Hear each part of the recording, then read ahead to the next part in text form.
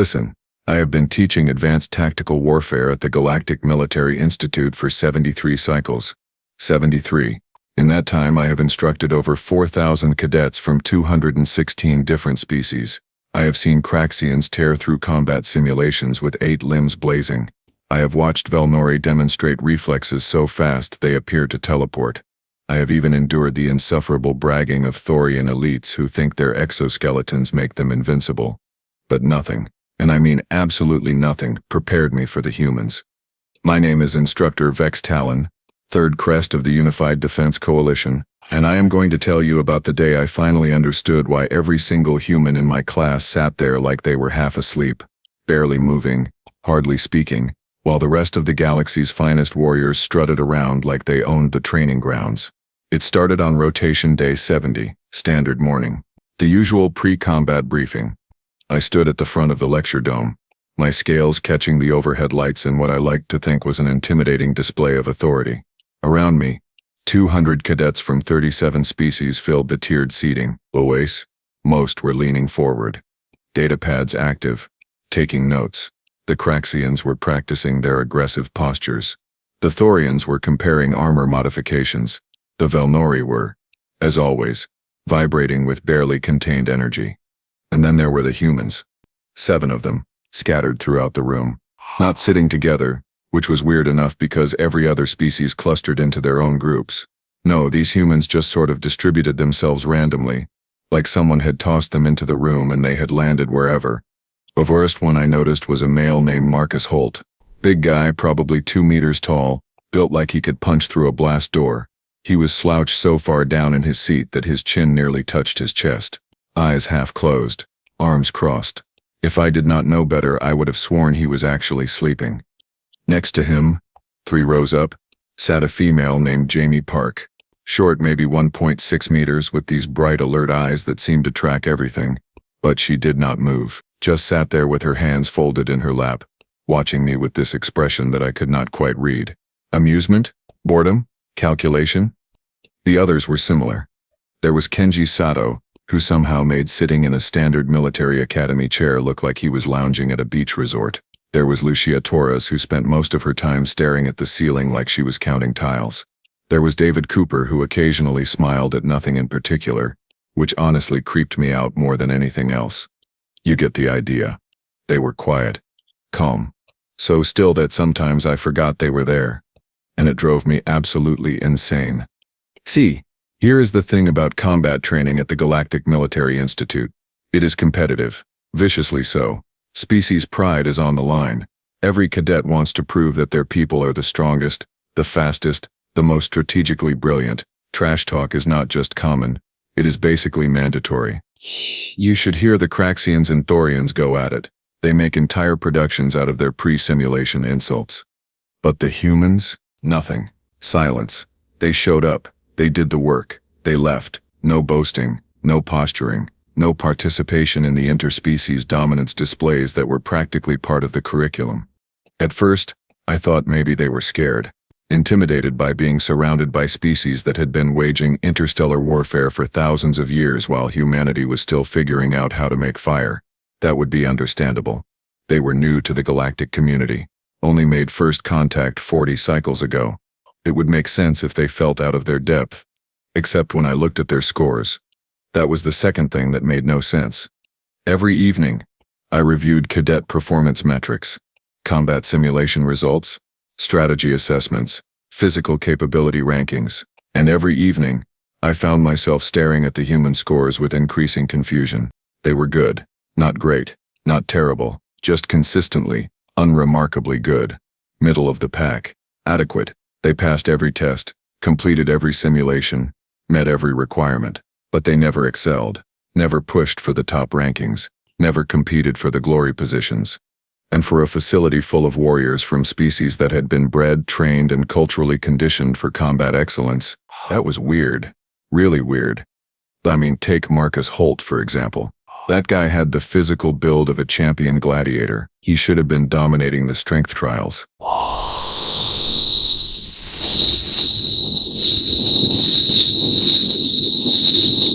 He scored exactly average, lifted exactly what was required. No more, no less. Then went back to slouching in his chair. Or Jamie Park. Her tactical assessment scores suggested she had an above-average ability to read battlefield dynamics. But when we ran command simulations, she made safe, conservative choices. Nothing flashy, nothing innovative, just solid textbook strategies that got her team through the objective without anyone noticing. It was like they were deliberately hiding. But why? The question ate at me. I started paying more attention to the humans during drills, watching for any sign that would explain their behavior. And the more I watched, the more I noticed small things that did not add up. Like the way Marcus moved during hand-to-hand combat training. He was slow, methodical. He took hits that he could have dodged. He won matches by simple overwhelming force rather than technique. But every now and then, maybe once or twice a session, I would catch a flash of something else. The muo sikuders, a movement too smooth, a counter too perfectly timed. Then it would disappear, and he would go back to plodding through the exercises like everyone else. Or the way Kenji handled weapons. He scored acceptable marks on the firing range. Not impressive, not poor, just acceptable. But I noticed he never missed the same target twice, and when he did miss, he missed in different ways. Different angles, different distances. Like he was testing variables instead of trying to hit the center mass. Lucia Torres was even stranger. During survival training exercises, she always finished in the middle of the group. Never first, never last, horde. But I noticed that she never looked tired. Every other cadet came back from the 40-kilometer wilderness trek sweating, breathing hard, exhausted. Lucia looked like she had taken a pleasant afternoon walk. The calm ones are always the most dangerous. That is what my own instructor told me during my training cycles, and these humans were the calmest cadets I had ever encountered. So I did what any rational instructor would do. I started making things harder for them. Not obviously. I did not want to show favoritism or discrimination, but I began structuring exercises in ways that would force them to reveal their true capabilities. The partnered Marcus with the Thorian heavy combat specialist for grappling drills. The Thorian had 30 kilos on him and an exoskeleton that could crush Durasteel. Marcus lost, but he lasted way longer than he should have, and I saw him smile afterwards. Smile, like getting thrown around by an armored behemoth was fun. I gave Jamie Park command of a squad during a high-intensity urban combat simulation. Her team included 2 Craxians who openly questioned her orders, a Velnori who thought everything should be done at maximum speed, and a Drool who could not understand why anyone would need a plan when you could just charge forward. It should have been a disaster. Instead, Jamie somehow got them to work together using this bizarre combination of patience, direct orders, and what I can only describe as aggressive agreeableness. They completed the objective. Middle tier time. No casualties. Textbook execution. I started to wonder if I was overthinking this. Maybe humans were just naturally mediocre at warfare. Maybe their species had never developed strong combat instincts. It would explain everything. The quietness. The lack of competition. The unremarkable performance. But then came rotation day 94. The day everything changed. We were doing sparring evaluations, standard procedure. Each cadet fights 5 matches against opponents from different species. Wins and losses get recorded. Fighting style gets assessed. It is mostly for ranking purposes, and to identify areas for improvement. David Cooper was up against a Velnori named Rick Vin. For those who do not know, Velnori are fast, like stupid fast. Their reaction times are measured in milliseconds. They can strike 5 times before most species even register movement. In close combat, they are nightmares. Kitterper, there are nightmares. Rick Vin was particularly talented. Top 15 in the entire cohort. He knew it too. Spent the entire pre-match warm-up doing these elaborate stretches and making comments about how he hoped the human would at least provide some entertainment before going down. Inni. Rick Vin was particularly talented. Top 15 in the entire cohort. He knew it too. David just stood there, hands loose at his sides, that weird little smile on his face, not saying anything. The match started.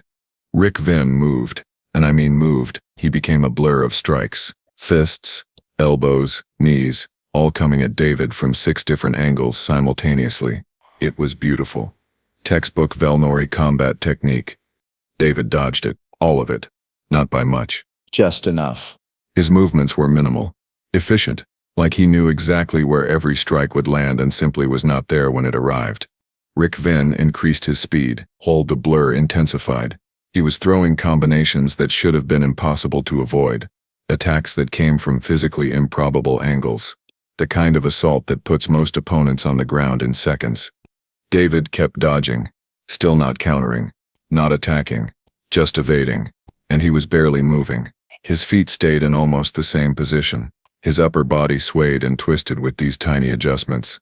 He looked relaxed, calm, like he was listening to pleasant music instead of being assaulted by a hyper-velocity warrior. The other cadets noticed. The usual training ground chatter died down. Everyone was watching now. Rick Venn was getting frustrated. I could see it in his form. He was overcommitting, telegraphing, making mistakes. He threw a spinning kick with everything he had. David leaned back. The kick missed by centimeters, and in that moment when Rick Venn was overextended and off balance, David moved. It was not fast by Velnori standards.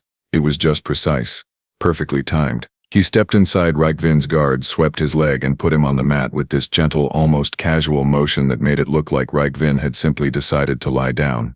Match over. David Cooper wins.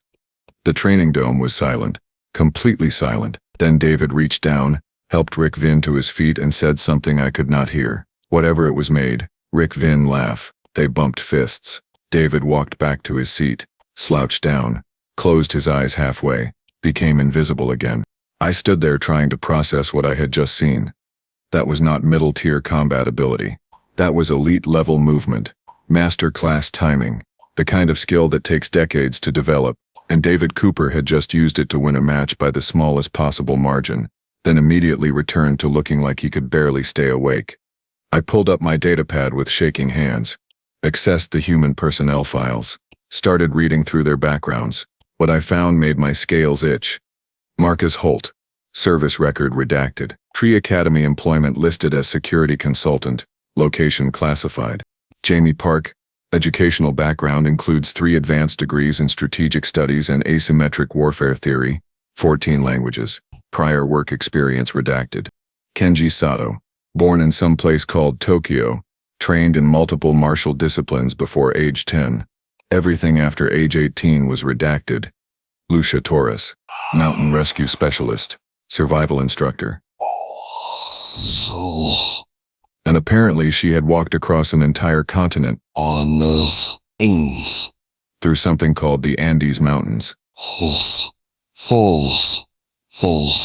The notation said she did it alone and carried all her own supplies. David Cooper. The file just said consultant. That was it. One word, everything else was redacted or classified.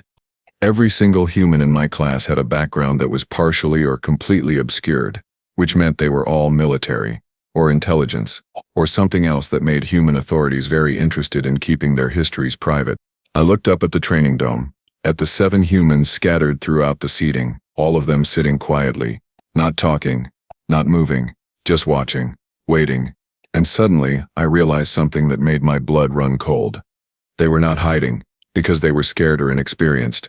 They were hiding because they were told to. They were under orders.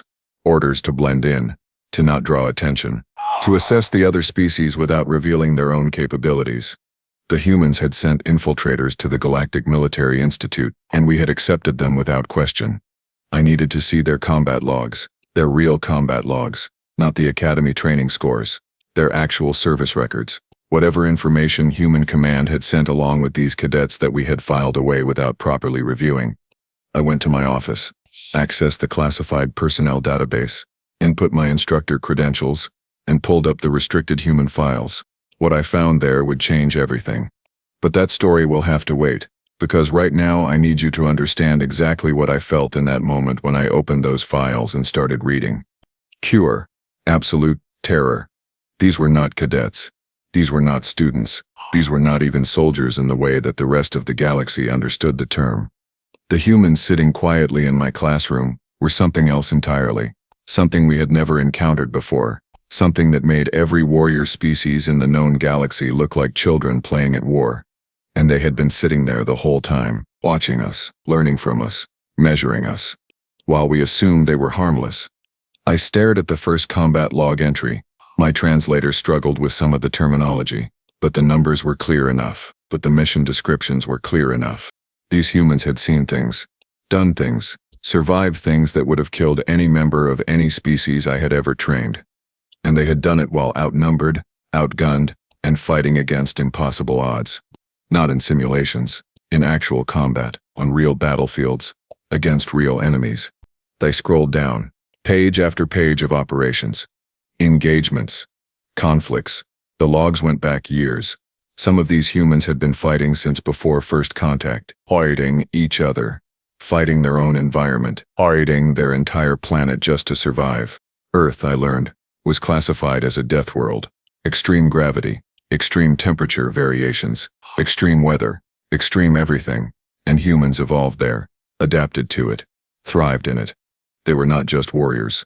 They were survivors bred by a planet that tried to kill them every single day, and then they had turned around and started fighting each other for thousands of years, developing weapons and tactics and strategies that made galactic standard warfare look like polite disagreements. I sat back in my chair. My hands would not stop shaking. Tomorrow, I would have to go back into that lecture dome. I would have to stand in front of those 7 humans and continue teaching them about combat, knowing what I now knew, knowing what they really were, knowing that they were probably sitting there thinking about how adorably primitive our tactics were compared to what they had already experienced. I pulled up Marcus Holt's combat log again, read the mission summary from Rotation Cycle 15, all the one where he and 3 other humans held a defensive position against 200 hostile combatants for 72 hours, with minimal ammunition. No support, no extraction, just 4 humans and a pile of improvised fortifications. They won, all 4 survived. Enemy casualties were listed as total, all 4, meaning none of the 200 attackers made it home. I closed the file, opened Jamie Park's log, found a peacekeeping mission where she negotiated a ceasefire between 3 warring factions while under active fire. She walked into a building that was being shelled, sat down at a table, and talked until everyone agreed to stop shooting. The report called her methodology unorthodox but effective. Kenji Sato had a commendation for something the log called creative problem solving under extreme duress. I read the details. He had been trapped behind enemy lines with no weapons and no equipment, made it back to friendly territory after walking 80 kilometers through hostile jungle. When asked how he survived, he apparently said stayed quiet and kept moving. Command awarded him the highest decoration their military offered. Lucia Torres had been part of a high-altitude rescue operation that went wrong. Her entire team got caught in what Earth people called an avalanche, some kind of moving snow and ice disaster. Everyone else died. She dug herself out, walked down the mountain, then went back up with another team and recovered the bodies. The report noted that she completed this in under 30 hours, without rest, at an altitude where most species could not breathe. And David Cooper, a sweet, smiling, quiet David Cooper. His file was the most heavily redacted, but the parts I could read mentioned operations in over 40 different conflict zones, combat efficiency rated at exceptional. Psychological evaluation noted unusual ability to remain calm under extreme stress and demonstrates advanced situational awareness bordering on precognitive. These people sitting quietly in my classroom had skills and experience that dwarfed anything in the galaxy's current warrior class. And we had been treating them like beginners. I did not sleep that night, could not. Every time I closed my eyes I saw those combat logs, those numbers, those mission summaries written in calm, clinical language that somehow made the described events even more terrifying. By morning, I had made a decision. I was going to confront them, not aggressively, not accusingly. I just needed to understand, needed to know why they were here, why they were pretending to be average, what they were really doing at the Galactic Military Institute, what they were really doing at the Galactic Military Institute. I arrived at the lecture dome early, set up my materials, and tried to organize my thoughts into something resembling a coherent plan. The other cadets filtered in gradually.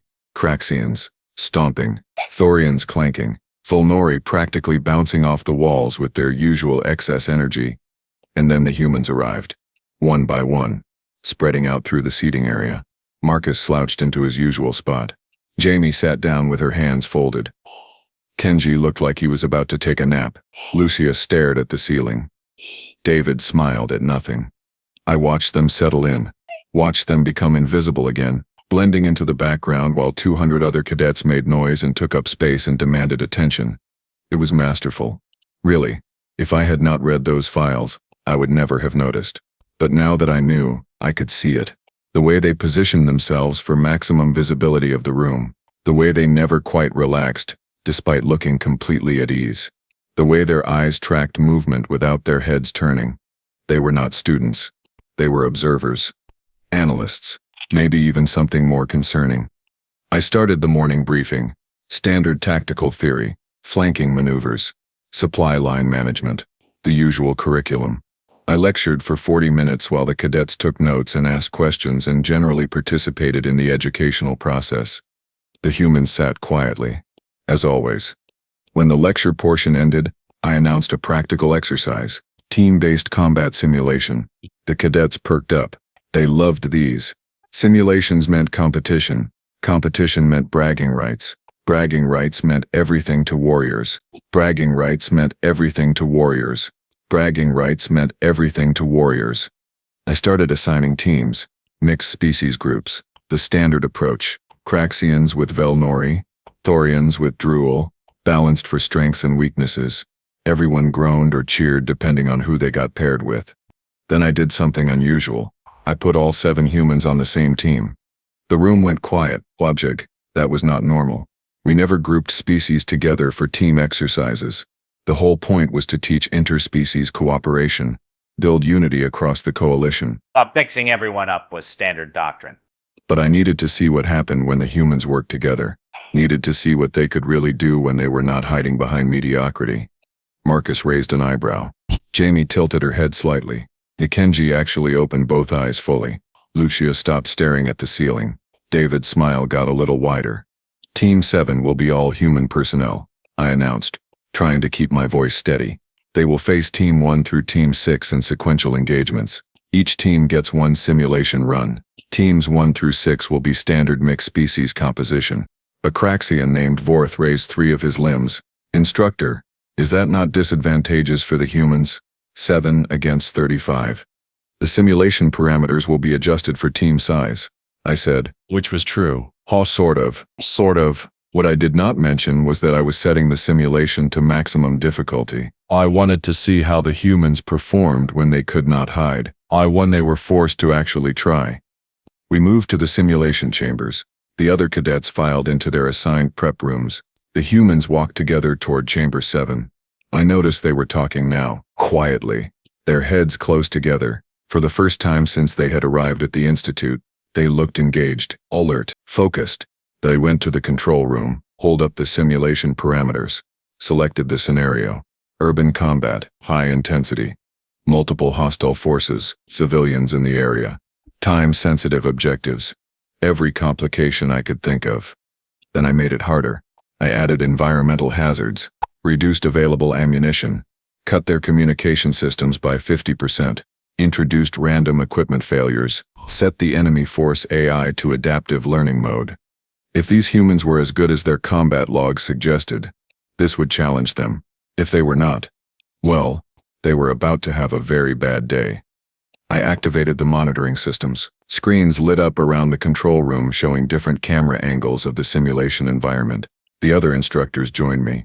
Word had spread about the unusual team composition. Everyone wanted to see how this played out. The simulation initialized. 7 humans spawned into a simulated urban environment, grew in buildings, narrow streets, smoke, debris, the works. Their objective appeared on screen. Rescue a group of civilians trapped in a structure 3 kilometers away. Hostile forces estimated at battalion strength between them and the target. Time limit 30 minutes. Standard doctrine said this was impossible. You needed armor support for something like this. Air cover, artillery. Hey. Heavy weapons. You did not send 7 infantry soldiers into a hostile urban environment against a battalion and expect them to accomplish anything except dying heroically. The timer started. The humans moved. And everything I thought I understood about warfare changed. They did not run. They did not rush.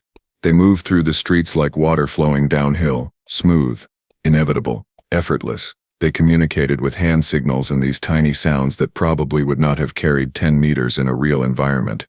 No wasted words, No unnecessary chatter. Marcus took point. Because of course he did. Hall, the big guy who everyone thought was slow and plodding.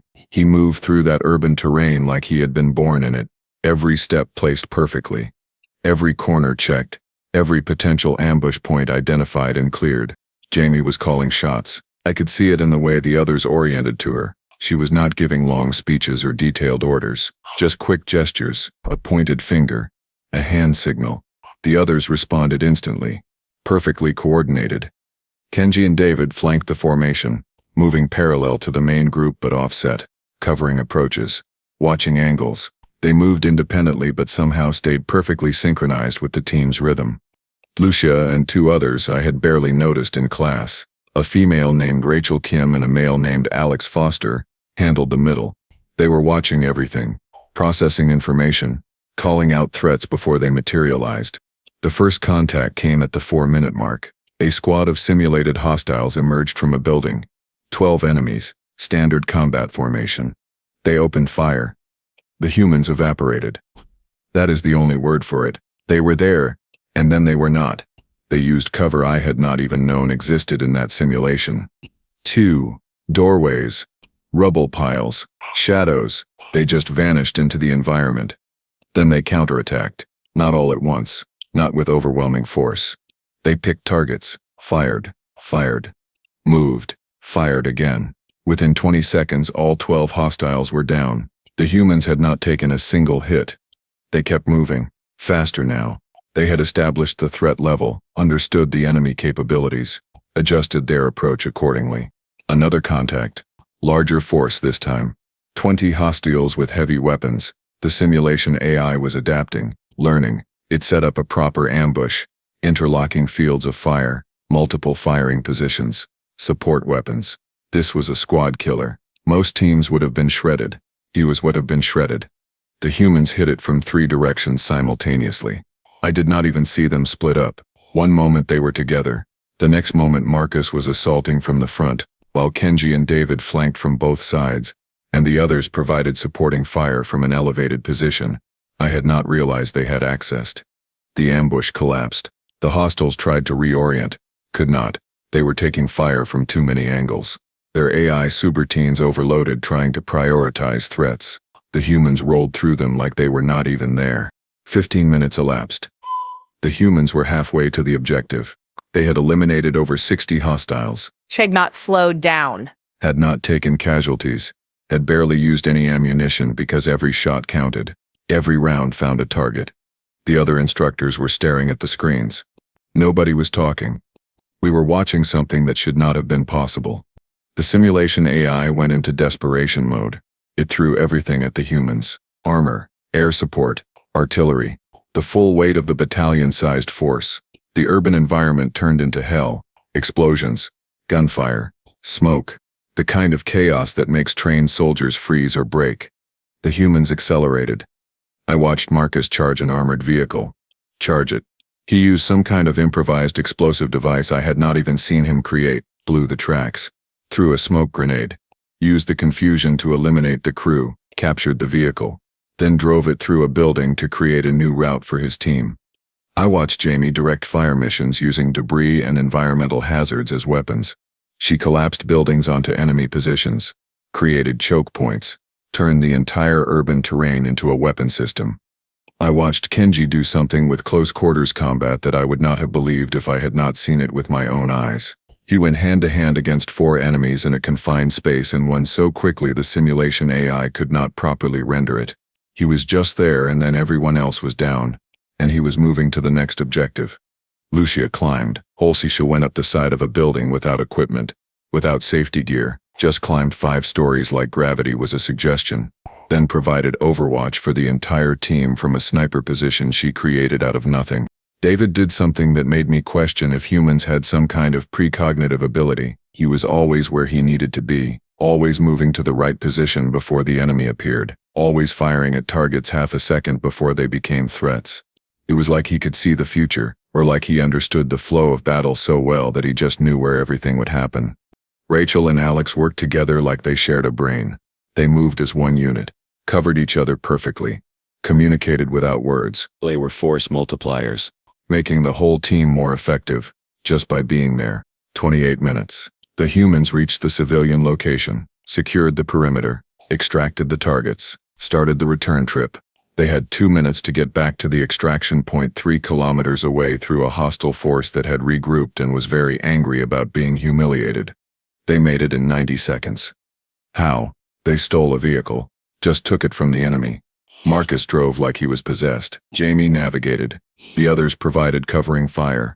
They blasted through every checkpoint, evaded every ambush, ignored every military principle about safe vehicle operations, and got everyone to the extraction point with 30 seconds to spare. Simulation complete. Objective accomplished. Perfect score. 0 casualties. Minimal ammunition expenditure. Time bonus achieved. The control room was silent, completely silent. Every instructor stood there staring at the screens showing the mission summary. The numbers did not make sense. Could not make sense. 7 infantry soldiers had just completed an objective that required company-sized forces with armor and air support. I cleared my throat, found my voice. All teams returned to the main lecture dome. We will review the simulation results. The cadets filed out of their chambers. The mixed species teams were excited, talking about their runs, comparing performances. The usual post-exercise energy. The humans walked out of Chamber 7 looking exactly like they had looked going in. Calm, quiet, unremarkable. Marcus was slouching. Jamie had her hands folded. Kenji looked sleepy. They had just performed a miracle of modern warfare, and they appeared completely unbothered by it. We gathered in the lecture dome. I pulled up the performance metrics on the main display, showed each team's results. Teams 1 through 6 had decent showings, middle-tier completions, acceptable casualty rates, standard tactical execution. Then I showed Team 7's results. The dome went quiet. 200 cadets stared at the screen, at the perfect scores, at the completion time that should have been impossible, at the efficiency ratings that exceeded maximum parameters. The efficiency ratings that exceeded maximum parameters. A Thorian named Krell stood up. This is an error. The simulation must have malfunctioned. No team can achieve those results. I looked at the humans. They sat quietly, not defending themselves, not explaining, just watching. The simulation did not malfunction, I said slowly. Team 7 completed the objective exactly as displayed.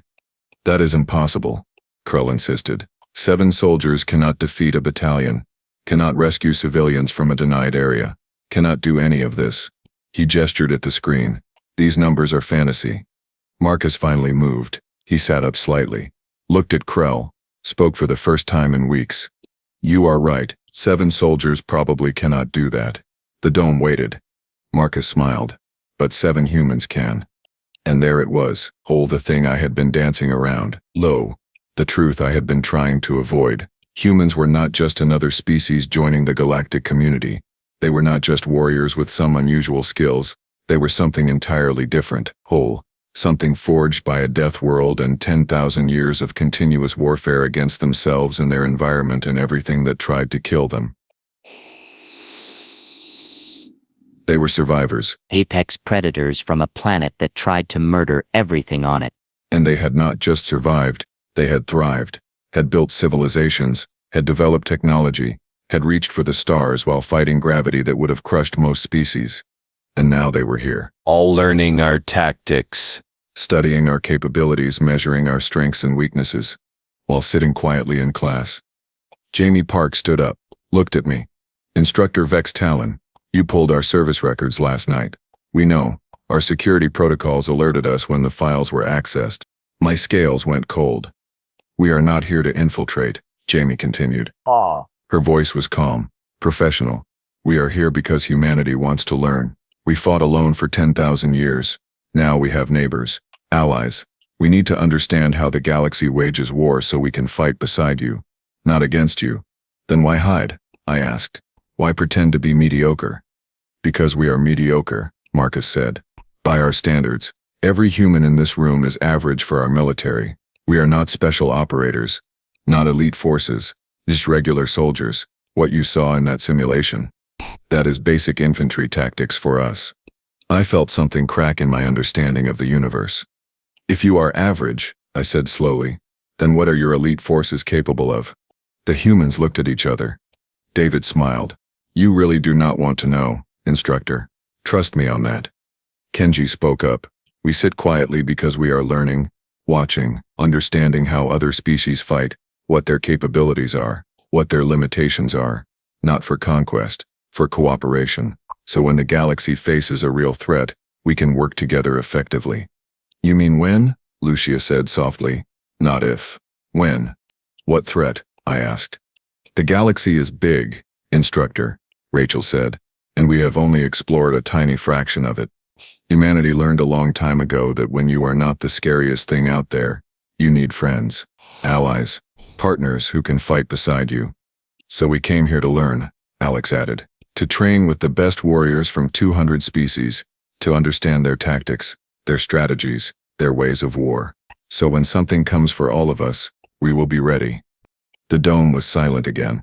Every cadet was staring at the humans now, seeing them differently, understanding that the quiet ones in the back of the class were not weak or scared or inexperienced. They were the most dangerous thing in the room, and they had been there all along. Vorth, the Craxian who had questioned the team assignment, stood up slowly, orb and holding back, in every exercise. Every drill. Every test. Yes, Jamie said simply. Why? Because cooperation requires trust, Jamie said. And trust requires not intimidating your potential allies. We are new here, unknown. If we came in and dominated every exercise, every competition, every ranking, what would that accomplish? Fear, resentment, isolation. We do not need to prove we are dangerous. We need to prove we are reliable. I understood then. Understood. The strategy. Humanity was playing a long game, building relationships, establishing credibility, showing they could follow rules and respect authority, and work within the system, all while hiding capabilities that would have made every other species in the galaxy reconsider whether humans should be allowed into the coalition. It was brilliant, terrifying, and completely human. So what happens now? I asked. Marcus shrugged. We keep learning, keep training, keep sitting quietly in class, unless you want us to stop hiding. And if I do? The 7 humans smiled, all of them, at the same time. It was one of the most unsettling things I had ever seen. Then things get interesting, David said. I looked around the dome, at 200 cadets from 37 species. Warriors all proud, capable, elite members of their populations, and I realized they were all looking at the humans with new expressions, respect, curiosity, and yes, a little bit of fear. Team 7, I said formally. You are authorized to perform at your actual capability level for the remainder of the training cycle. Let us see what humans can really do. The humans stood up, stretched, looked at each other with expressions I could not quite read. Then they looked at the rest of the cadets. Fair warning, Kenji said cheerfully.